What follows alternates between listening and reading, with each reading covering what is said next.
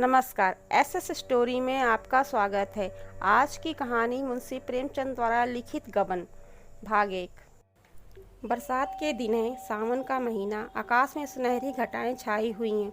रह रहकर रिमझिम वर्षा होने लगती है। अभी तीसरा पहर है, पर ऐसा मालूम हो रहा है शाम हो गई है। आमों के बाग में झूला पड़ा हुआ है। लड़कियां भी झूल रही हैं और उनकी माताएं भी। दो चार झूला झूल रही हैं, दो चार झूला रही हैं। कोई कजली गाने लगती है, कोई बारहमासा।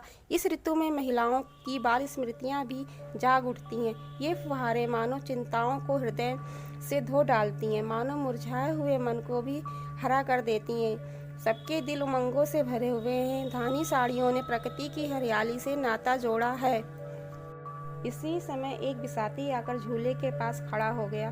उसे देखते ही झूला बंद हो गया। छोटी बड़ी सबों ने आकर उसे घेर लिया। बिसाती ने अपना संदूक खोला और चमकती दमकती चीजें निकालकर दिखाने लगा। कच्चे मोतियों के गहने थे, कच्चे लेस और गोटे, रंगीन मोजे, खूबसूरत गुड़िया और गुड़ियों के गहने, बच्चों के लट्टू और झुनझुने। किसी ने कोई चीज ली, किसी ने कोई चीज। एक बड़ी बड़ी आंखों वाली की बालिका ने वह चीज पसंद की जो उन चमकती हुई चीजों में सबसे सुंदर थी। वह फिरोजी रंग का एक चंद्रहार था। माँ से बोली, अम्मा मैं यह हार लूंगी। माँ ने बिसाती से पूछा, बाबा यह हार कितने का है? बिसाती ने हार को रुमाल से पोंछते हुए कहा, खरीद तो 20 आने की है मालकिन, जो चाहे दे दो। माता ने कहा, यह तो बड़ा महंगा है, 4 दिन में इसकी चमक दमक जाती रहेगी। बिसाती ने मार्मिक भाव से सिर हिलाकर कहा, बहू जी 4 दिन में तो बिटिया को असली चंद्रहार मिल जाएगा। माता के हृदय पर इन सहृदयता से भरे हुए शब्दों ने चोट की। हार ले लिया गया। बालिका के आनंद की सीमा न थी। शायद हीरो के हार से भी उसे इतना आनंद न होता। उसे पहनकर वह सारे गांव में नाचती फिरती।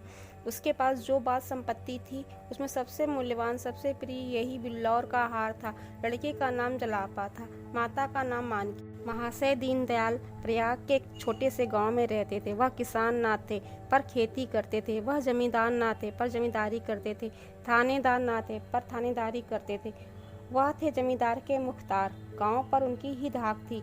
उनके पास 4 चपरासी थे, 1 घोड़ा, कई गाय भैंसे। वेतन कुल 5 रुपए पाते थे, जो उनके तंबाकू के खर्च को भी काफी न होता था। उनकी आय के और कौन से मार्ग थे यह कौन जानता। जलापा उन्हीं की लड़की थी। पहले उनके 3 भाई और थे, पर इस समय वह अकेली थी। उससे कोई पूछता, तेरे भाई क्या हुए, तो वह बड़ी सरलता से कहती, बड़ी दूर खेलने गए हैं। कहते हैं मुख्तार साहब के एक गरीब आदमी को इतना पिटवाया था कि वह मर गया था। उसके 3 वर्ष के अंदर तीनों लड़के जाते। तब से बेचारे बहुत संभल कर चलते थे, फूंक फूंक कर पाँव रखते। दूध के जले थे, छाछ भी फूंक फूंक कर पीते थे। माता और पिता के जीवन में और क्या अवलंब। दीनदयाल जब कभी प्रयाग जाते तो जलापा के लिए कोई न कोई आभूषण जरूर लाते।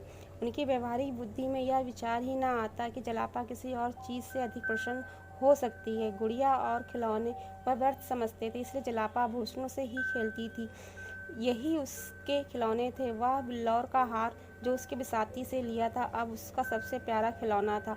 असली हार की अभिलाषा भी उसके मन में उदय ही नहीं हुई थी। गांव में कोई उत्सव होता या कोई त्योहार पड़ता तो वह उसी हार को पहनती। कोई दूसरा गहना उसकी आंखों को जचता ही ना था। एक दिन दीनदयाल लौटे तो मानकी के लिए एक चंद्रहार लाए। मानकी को यह साथ बहुत दिनों से थी। वह हार पाकर बहुत मुग्ध हो गई। जलापा को अब अपना हार अच्छा ना लगता। पिता से बोली, बाबूजी मुझे भी ऐसा ही हार ला दीजिए। दीनदयाल ने मुस्कुराकर कहा, ला दूंगा बेटी, कब ला दीजिएगा? बहुत जल्द। बाप के शब्दों से जलापा का मन ना भरा। उसने माता से जाकर कहा, अम्मा जी मुझे अभी अपना सा हार बनवा दो। माँ, यह तो बहुत रुपयों में बनेगा बेटी। जलापा, तुमने अपने लिए बनवाया है, मेरे लिए क्यों नहीं बनवाती? माँ ने मुस्कुरा कर कहा, तेरे लिए तेरी ससुराल से आएगा। यह हार 600 में बना था। इतने रुपए जमा कर लेना दीनदयाल के लिए आसान ना था। ऐसे कौन बड़े ओहदे पे थे। वर्षों में कहीं यह हार बनने की नौबत आई थी। जीवन में फिर भी इतने रुपए आएंगे इसमें भी संदेह था। जलापा लजाकर भाग गई, पर यह शब्द उसके हृदय में अंकित हो गए। ससुराल उसके लिए अब इतनी भयंकर न थी। ससुराल से चंद्रहार आएगा, वहाँ के लोग उसे माता पिता से अधिक प्यार करेंगे। तभी तो जो चीज़ ये लोग नहीं बनवा सकते वो वहाँ से आएगी। लेकिन ससुराल से ना आए तो उसके सामने 3 लड़कियों के विवाह हो चुके थे। किसी की ससुराल से चंद्रहार ना आया था। कहीं उसके ससुराल से भी ना आया तो उसने सोचा, तो क्या माताजी अपना हार मुझे दे देंगी? अवश्य दे देंगी। इस तरह हंसते खेलते 7 वर्ष कट गए और वह दिन भी आ गया जब उसकी चिर संचित अभिलाषा पूरी होगी। मुंशी दीनदयाल की जान पहचान के आदमियों में एक महाशय दयानाथ थे। बड़े ही सज्जन और सहृदय, कचहरी में नौकर थे और 50 रुपये वेतन पाते थे। दीनदयाल अदालत के कीड़े थे। दयानाथ को उनसे सैकड़ों ही बार काम पड़ चुका था। चाहते तो हजारों वसूल करते, पर कभी एक पैसे के भी रवादार नहीं हुए थे। कुछ दीनदयाल के साथ ही उनका यह सलूक ना था, या उनका स्वभाव था। यह बात भी ना थी कि वह बहुत ऊंचे आदर्श के आदमी हो, पर रिश्वत को हराम समझते थे। शायद इसलिए कि वह अपनी आंखों से इसके कुफल देख चुके थे।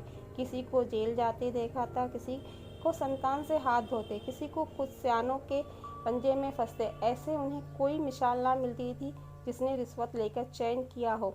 उनकी यह दृढ़ धारणा हो गई थी कि हराम की कमाई हराम में ही जाती है। यह बात वह कभी न भूल पाते। इस जमाने में 50 की भुगत ही क्या, 5 आदमियों का पालन बड़ी मुश्किल से होता था। लड़के अच्छे कपड़ों को तरसते, स्त्री गहनों को तरसती, पर दयानाथ के विचलित न होते थे। बड़ा लड़का 2 ही महीने तक कॉलेज में रहने के बाद पढ़ना छोड़ दिया। पिता ने साफ कह दिया, मैं तुम्हारी डिग्री के लिए सबको भूखा और नंगा नहीं रख सकता। पढ़ना चाहते हो तो अपनी मेहनत से पढ़ो। बहुतों ने किया है, तुम भी कर सकते हो। लेकिन रमानाथ में इतनी लगन ना थी। इधर 2 साल से वह बिल्कुल बेकार था। शतरंज खेलता, सैर सपाटे करता और माँ और छोटे भाइयों पर रौब जमाता। दोस्तों की बदौलत शौक पूरा हो रहा था। किसी का चेस्टर मांग लिया और शाम को हवा खाने निकल गए। किसी का पंप शू पहन लिया, किसी की कलाई घड़ी पर बांध ली। कभी बनारसी फैशन में निकले, कभी लखनवी फैशन में। 10 मित्रों ने एक एक कपड़ा बनवा लिया तो 10 सूट बदलने का साधन हो गया। सहकारिता का यह बिल्कुल नया उपयोग था। इसी युवक को दीनदयाल ने जलापा के लिए पसंद किया। दयानाथ शादी नहीं करना चाहते थे। उनके पास ना रुपए थे और ना एक नए परिवार का भार उठाने की हिम्मत। पर जागेश्वरी ने त्रियाहट से काम लिया। इस शक्ति के सामने पुरुष को झुकना पड़ा। जागेश्वरी वर्षों से पुत्र वधू के लिए तड़प रही थी। जो उसके सामने बहुएं बनकर आए हुए आज पोते खिला रही हैं। फिर उस दुखिया को कैसे धैर्य हो। वह कुछ निराश हो चली थी। ईश्वर से मनाती थी कि कहीं से बात आए। दीनदयाल ने संदेश भेजा तो उसकी आंखों से मिल गई। अगर कहीं यह शिकार हाथ से निकल तो फिर न जाने कितने दिनों और राह देखनी पड़े। कोई यहाँ क्यों आने लगा? न धनी है न जायदाद, लड़के पर कौन रिश्ता है। लोग तो धन देखते हैं। इसलिए उसने इस अवसर पर सारी शक्ति लगा दी और उसकी विजय हुई। दयानाथ ने कहा, भाई तुम जानो, तुम्हारा काम जाने। मुझ में समाई नहीं है। जो आदमी अपनी पेट की फिक्र नहीं करता, उसका विवाह करना मुझे तो अधर्म सा मालूम होता है। फिर रुपए की भी तो फिक्र है। 1000 तो टीम टाम के लिए, जोड़े और गहनों के लिए अलग। ना बाबा, यह बोझ मेरे मान का नहीं। जागेश्वरी पर इन दलीलों का कोई असर न हुआ।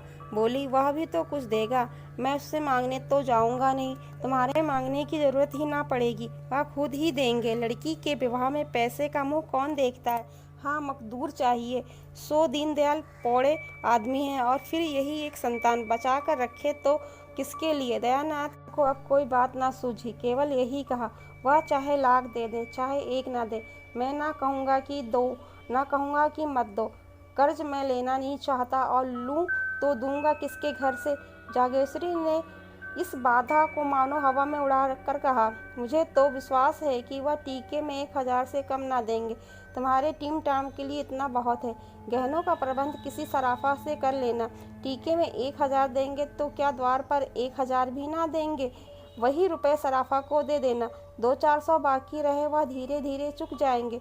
बच्चा के लिए कोई ना कोई द्वार खुलेगा ही। दयानाथ ने उपेक्षा भाव से कहा, खुल चुका। जिसे शतरंज और सैर सपाटे से फुर्सत न मिले, उसे सभी द्वार बंद मिलेंगे। जागेश्वरी को अपने विवाह की बात याद आई। दयानाथ भी तो गुलझड़े उड़ाते थे, लेकिन उसके आते ही उन्हें 4 पैसे कमाने की फिक्र कैसे सिर पे सवार हो गई थी। साल भर भी न बीतने पाया था कि नौकर हो गए। बोली, बहू आ जाएगी तो उसकी आंखें भी खुलेंगी, देख लेना। अपनी बात याद करो, जब तक गले में जुआ नहीं पड़ा था तभी तक यह गुलेले हैं। जुआ पड़ा और सारा नशा हिरन हुआ। निकम्मों की राह पर लाने का इससे बड़ा और कोई उपाय नहीं है। जब दयानाथ परास्त हो जाते थे तो अखबार पढ़ने लगते थे। अपनी हार को छिपाने का उनके पास यही साधन था। मुंशी दीनदयाल उन आदमियों में से थे जो सीधे के साथ सीधे होते और टेढ़े के साथ टेढ़े हो जाते, शैतान हो जाते। दयानाथ बड़ा सा मुंह खोलते, हजारों की बातचीत करते तो दीनदयाल उन्हें ऐसा चकमा देते कि वह उम्र भर याद करते। दयानाथ की सज्जनता ने उन्हें वशीभूत कर लिया। उनका विचार 1000 देने का था, पर 1000 टीके में ही दे आए। मानकी ने कहा, जब टीके में 1000 दिया तो इतना ही घर पर भी देना पड़ेगा, आएगा कहाँ से? दीनदयाल चिढ़कर बोले, भगवान मालिक है। जब उन लोगों ने उदारता दिखाई और लड़का मुझे सौंप दिया तो मैं भी दिखा देना चाहता हूँ कि हम भी शरीफ हैं और सील का मूल पहचानते हैं। अगर उन्होंने हेकड़ी जताई होती तो अलबत्ता उनकी खबर लेता। दीनदयाल 1000 तो दे आए, पर दयानाथ का बोझ हल्का करने के बदले और भारी कर दिया। वह कर्ज से कोसों भागते थे। इस शादी में उन्होंने मियाँ की जूती मियाँ की चांद वाली नीति निभाने की ठानी, पर दीनदयाल की सहृदयता ने उनका संयम तोड़ दिया। वे सारे टीम टाम नाच तमाशे जिनकी कल्पना का उन्होंने गला घोट दिया था, वृहद रूप धारण करके उनके सामने आ गए। बंधा हुआ घोड़ा थान से खुल गया, उसे कौन रोक पाता। धूमधाम से वाह करने की ठन गई। पहले जोड़े गहने को उन्होंने गौर समझ रखा था, अब वही सबसे मुख्य हो गए। ऐसा चढ़ावा हो कि मड़वे वाले देखकर फड़क उठे, सबकी आंखें खुल जाएं। कोई 3000 का सामान बनवा डाला। सराफा को 1000 नगद मिल गए। 1000 के लिए 1 सप्ताह का वादा हुआ तो उसने कोई आपत्ति न की। सोचा 2000 सीधे हुए जाते हैं, 500-700 रुपये रह जाएंगे, वह कहाँ जाते हैं।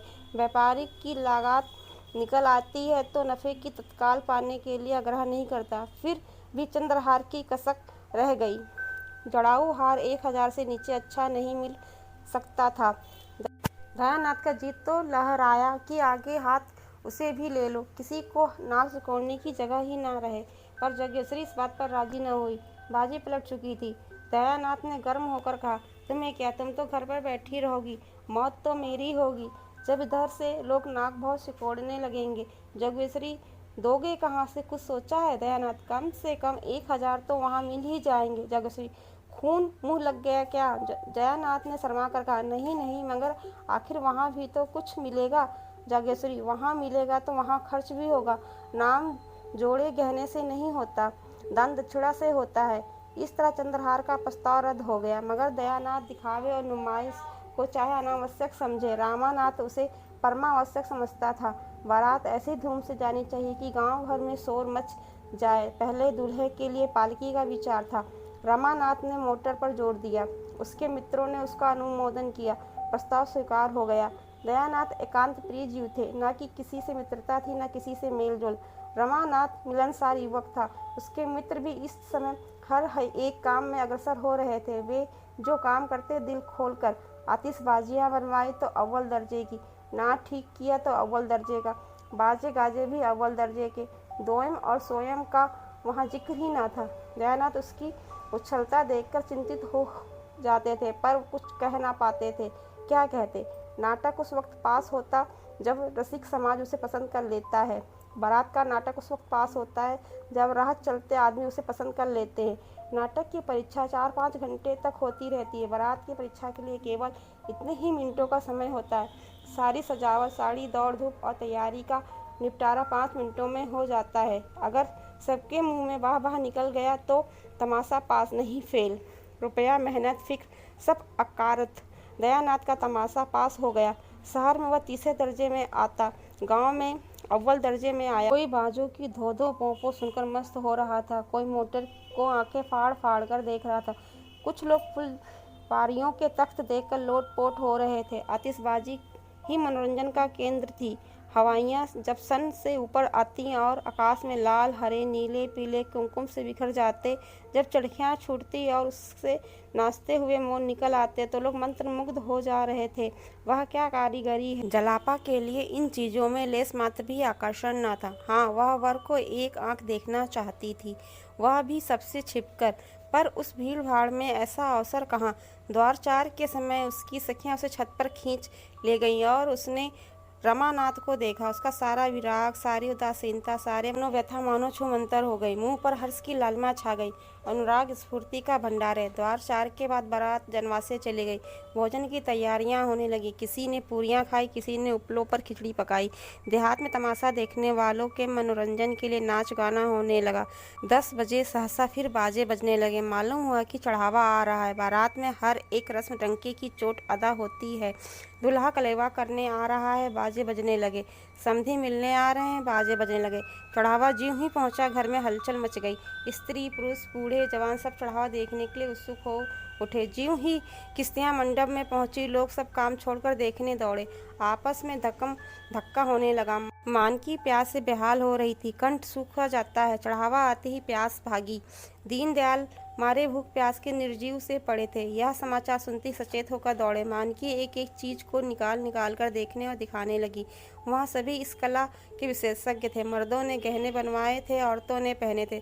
सभी आलोचना करने लगे। चूहे दंती कितनी सुंदर है, कोई 10 तोले की होगी, वाह 11.5 तोले की रत्ती भर भी कम निकल जाए तो कुछ हार जाऊं। यह सिरदह तो देखो, क्या हाथ की सफाई है। जी चाहता है कारीगर के हाथ चूम लूं। यह भी 12 तोले से कम ना होगी, वाह कभी देखा भी है। 16 तोले से कम निकल जाए तो मुंह ना दिखाऊं। हाँ, माल उतना चोखा नहीं है। यह कंगन तो देखो, बिल्कुल पक्की जड़ाई है। कितना बारीक काम है कि आंख नहीं ठहरती। कैसे नगीने हैं।